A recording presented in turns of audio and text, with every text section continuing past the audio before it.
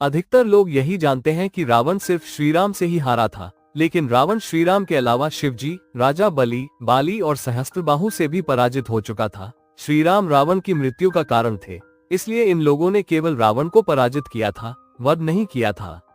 बाली से रावण की हार। एक बार रावण बाली से युद्ध करने के लिए पहुंचा। बाली उस समय यज्ञ कर रहा था।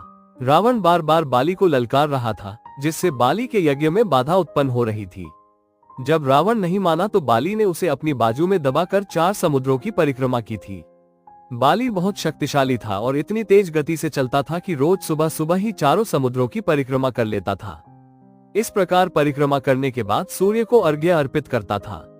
जब तक बाली ने परिक्रमा की और सूर्य को अर्घ्य अर्पित किया, तब तक रावण को अपने बाजू में दबाकर ही रखा था। रावण ने बहुत प्रयास किया, लेकिन वो बाली की गिरफ्त से आजाद नहीं हो पाया। जब बाली का यज्ञ पूर्ण रूप से सफल हुआ, तब बाली ने रावण को मुक्त किया। रावण ने बाली से क्षमा मांगकर गलती को स्वीकारा और वहां से चला गया। सहस्त्रबाहु अर्जुन से रावण की हार 1000 हाथ थे और इसी वजह से उसका नाम सहस्त्रबाहु पड़ा था। जब रावण सहस्त्रबाहु से युद्ध करने पहुंचा तो सहस्त्रबाहु ने अपने 1000 हाथों से नर्मदा नदी के बहाव को रोक दिया था। सहस्त्रबाहु ने नर्मदा का पानी इकट्ठा किया और पानी छोड़ दिया, जिससे रावण अपनी पूरी सेना के साथ ही नर्मदा में बह गया था। इस पराजय के बाद एक बार फिर रावण सहस्त्रबाहु से युद्ध करने पहुंच गया था। तब सहस्त्रबाहु ने उसे बंदी बनाकर जेल में डाल दिया था। काफी प्रयास के बाद भी रावण सहस्त्रबाहु से जीत नहीं पाया और अपनी हार स्वीकार कर क्षमा मांगकर जेल से मुक्त हुआ। राजा बलि के महल में रावण की हार बलि थे। एक बार रावण राजा पाताल लोक के राजा दैत्यराज बलि से युद्ध करने के लिए पाताल लोक में उनके महल तक पहुंच गया था। वहां पहुंचकर रावण ने बलि को युद्ध के लिए ललकारा। उस समय बलि के महल में खेल रहे बच्चों ने ही रावण को पकड़कर घोड़ों के साथ अस्तबल में बांध दिया था। इस प्रकार राजा बलि के महल में रावण की हार हुई।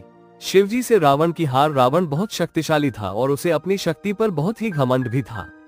घमंड के नशे में शिवजी को हराने के लिए कैलाश पर्वत पर पहुंच गया। शिवजी को युद्ध के लिए ललकारा, लेकिन महादेव तो ध्यान में लीन थे।